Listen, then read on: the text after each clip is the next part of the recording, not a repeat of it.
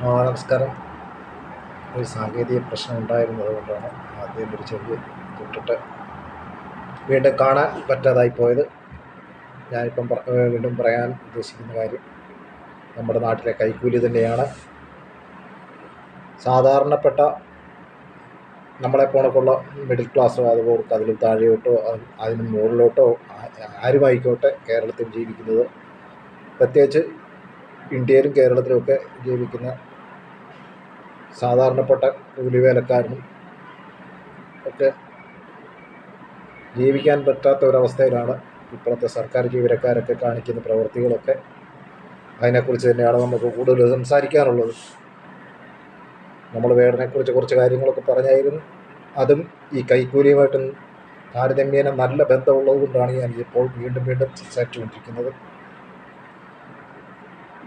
വേടനെക്കുറിച്ച് വനം വകുപ്പിൻ്റെ ധാരണ എങ്ങനെയും വേടനെ കുരുക്കുക എന്നുള്ളതാണ്. അത് കൈക്കൂലിയുടെ പുറത്ത് തന്നെയാണ്. അതൊക്കെ അന്വേഷിക്കേണ്ട കാര്യങ്ങളാണ്.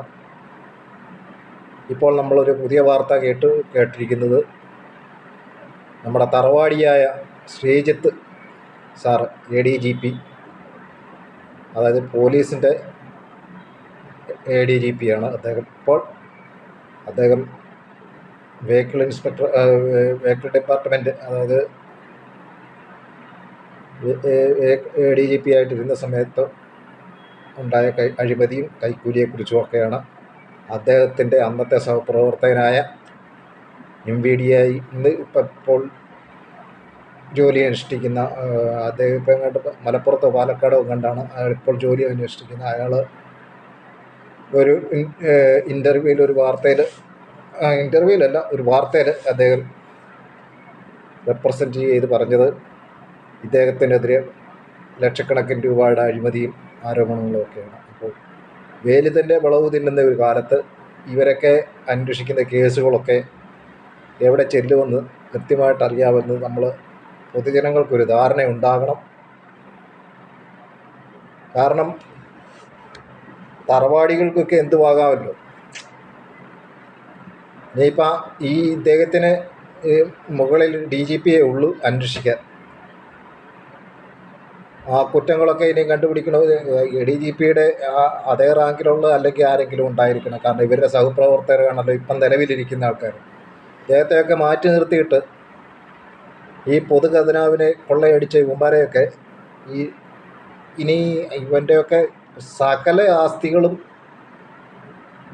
സർക്കാരിലേക്ക് കിട്ടണമെന്നാണ് നമ്മൾക്കൊക്കെ പറയാനുള്ളത്. കാരണം എന്താണെന്ന് വെച്ച് കഴിഞ്ഞാൽ ഇത്രയും നാൾ ജീവിച്ചത് തന്നെ ബോണസാക്കി കൊടുത്ത്, അതായത് ഇവൻ്റെ കുടുംബം ഇനി ഒരു ജീവിതകാലം മൊത്തം ഭിക്ഷയെടുത്ത് ജീവിക്കുന്ന രീതിയിൽ ഈ സർക്കാർ ഇവരെയൊക്കെ ആക്കണം. കാരണം എന്താണെന്ന് വെച്ച് കഴിഞ്ഞാൽ ഇത്രയും ജോലി കിട്ടി ഇത്രയും നാൾ അവൻ്റെ മക്കളും പിള്ളേരും ഭാര്യയും അവൻ്റെ കുടുംബം എല്ലാം കഴിഞ്ഞത് ഇങ്ങനെ കൈക്കൂലിയൊക്കെ വാങ്ങിച്ചു കൊണ്ടാണല്ലോ. കാരണം ഇനിയും മേലിൽ ഇതുണ്ടാകരുത്. കാരണം ADGP ആയാലും ഇന്ത്യൻ പൗരൻ എന്ന നിലയിൽ എനിക്ക് പറയാനുള്ള കാര്യം ഇതൊക്കെയാണ്. പിന്നെ കൈക്കൂലി ഒരു നമ്മുടെ ജാതി സ്പിരിറ്റിനെക്കാളും അൺടച്ചബിളിനെക്കാളും ഒക്കെ, അതായത് തൊട്ടുതീണ്ടായ്മയെക്കാളും ഒക്കെ കൂടുതൽ ആപത്തുകൾ വരുത്തി വരുത്തുന്ന ഒരു സംഭവമാണ്. നമ്മൾ കൂടുതൽ ജാഗ്രത പാലിക്കുക. ഈ ഉദ്യോഗസ്ഥരെ നമുക്ക് നമ്മുടെ കാര്യങ്ങളിൽ അവർ കൃത്യമായിട്ടും നമ്മുടെ ആവശ്യങ്ങൾ നിറവേറ്റി തന്നില്ല എങ്കിൽ കൃത്യമായിട്ട് നമ്മൾ പ്രതികരിച്ചേ പറ്റുള്ളൂ.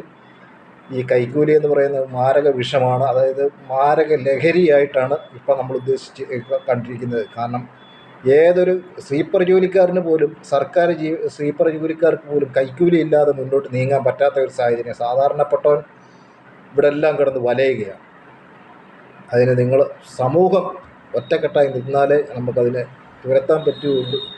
ഈ സമൂഹത്തിലുള്ള ആൾക്കാർ തന്നെയാണ് ഈ സർക്കാർ ജീവനക്കാർ എന്ന് ഞങ്ങൾക്ക് നമ്മളുടെ കാരണം അറിയണം. സമൂഹത്തിലാണ് അവരും നമ്മളും എല്ലാം ഒന്നിച്ചാണ് ജീവിക്കുന്നത്. എങ്കിലും സർക്കാർ ജീവനക്കാരെ നമ്മൾ പ്രത്യേകം നോട്ടപ്പുള്ളികളാക്കി വെച്ചേ പറ്റുള്ളൂ. കാരണം ഏതെങ്കിലും തരത്തിൽ ഇവർക്ക് കൈക്കൂലി സംബന്ധമായിട്ട് അല്ലെങ്കിൽ പാരിതോഷികമായിട്ട് എന്തെങ്കിലും സ്വീകരിച്ചു കഴിഞ്ഞാൽ ആ സെക്കൻഡിൽ അറിയിക്കേണ്ട ആൾക്കാരെ അറിയിപ്പിക്കുക, വിജിലൻസിനെ അറിയിപ്പിക്കണം. ഇതൊക്കെ എന്ന് പറഞ്ഞുകൊണ്ട് ഞാൻ ചെറിയൊരു വീഡിയോ വൈൻഡപ്പ് ചെയ്യുന്നു. അതുപോലെ തന്നെ എൻ്റെ ഈ വീഡിയോ കാണുന്നവർ എന്നെ സപ്പോർട്ട് ചെയ്യുന്നവർ ഒക്കെ ഇത് സബ്സ്ക്രൈബ് ചെയ്ത് ഈ വീഡിയോ എനിക്ക് മുന്നോട്ട് കൊണ്ടുപോകാൻ അവർ നല്ലൊരു അവസരം തരണമെന്ന് തരണമെന്ന് പറഞ്ഞുകൊണ്ട് ഞാൻ എൻ്റെ ചെറിയ വീഡിയോ നിർത്തുന്നു. നിങ്ങൾക്കെല്ലാവർക്കും നന്ദി. Okay, thank you.